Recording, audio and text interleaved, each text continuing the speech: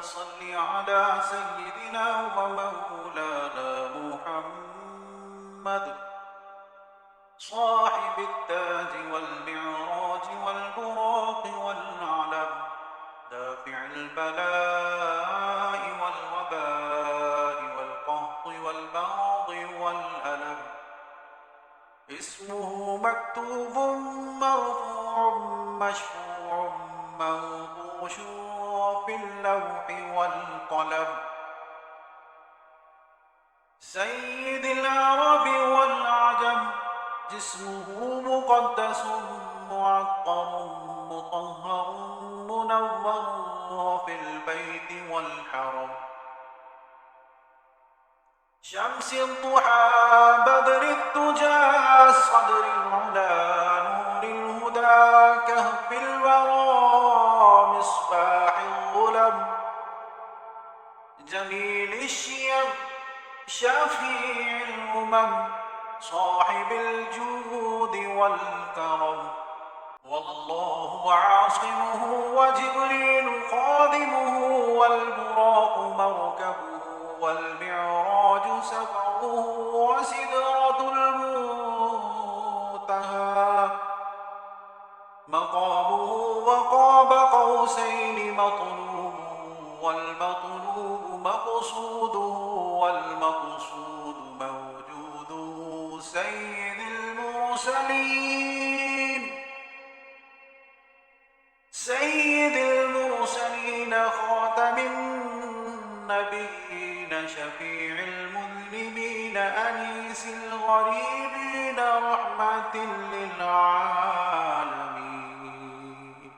راحة العاشقين مراد المشتاقين شمس العارفين سراج السالكين مصباح المقربين محب الفقراء والغرباء والمساكين. سيد الثقلين نبي الحرمين إمام القبلتين وسيلتنا في الدارين صاحب قاب قوسين محبوب رب المشرقين ورب المغربين. جد الحسن والحسين مولانا ومولى الثقلين أبي القاسم محمد بن عبد الله نور من نور الله. يا أيها المشتاقون بنور جماله صلوا عليه وآله وأصحابه وسلموا تسليما. اللهم صل على محمد وعلى آل محمد كما صليت على إبراهيم وعلى آل إبراهيم إنك حميد مجيد.